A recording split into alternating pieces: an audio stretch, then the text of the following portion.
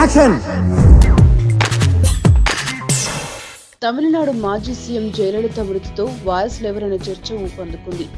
జయలలితకు వారసురాలిగా చిన్నమ్మ శశికళ పార్టీ పగ్గాలు చేపట్టడం ఖాయమని అందరూ అనుకుంటున్నారు. అయితే హఠాత్తుగా జయ మేనకోడలు దీపా జయకుమార్ రంగంలోకి వచ్చింది. పార్టీకి తానే వారసురాలనని, జయ మృతి వెనుక కుట్ర జరిగిందని ఆమె ఓ ఇంటర్వ్యూలో ఆరోపించింది. అన్ని విషయాలంత వల్లనే బయట పెడతానని చెప్పింది.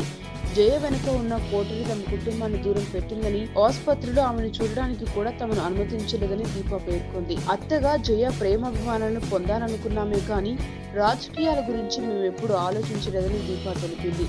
కానీ ఇప్పుడు ఆ ప్రస్తావన వచ్చింది కాబట్టి అవసరమైతే రాజకీయాల్లోకి వస్తా, జరిగిన కుట్రలన్నీ బయట పెడతానని దీపా హెచ్చరించింది. శశికళను తన వారసురాలిగా జయలలిత ఎప్పుడు ప్రకటించలేదని, పార్టీ నుంచి ఉద్వాసనకు గురైన ఆమె పార్టీ వర్గాలు ఎలా చేపడతారని దీపా ప్రశ్నించింది.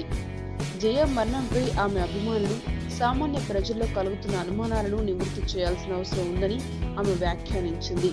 మొత్తానికి ఇక జయ రాజకీయ వారసురాలని తానేనంటూ దీప ఒక్కసారిగా తెర మీదకు రావడంతో తమిళనాడులో తీవ్ర ఉత్కంఠ నెలకొంది. రాజకీయ వర్గాల్లోనే కాకుండా సామాన్య ప్రజానికంలో కూడా ఈ వ్యవహారం హాట్ టాపిక్ గా మారింది. రానున్న రోజుల్లో ఈ వ్యవహారం ఎలాంటి మలుపులు తిరగబోతుందో వేచి చూడాలి. మీకు ఈ వీడియో నచ్చితే ఒక లైక్ కొట్టండి, లేకపోతే కామెంట్ చేయండి. బట్ సబ్స్క్రైబ్ చేయడం మర్చిపోకండి.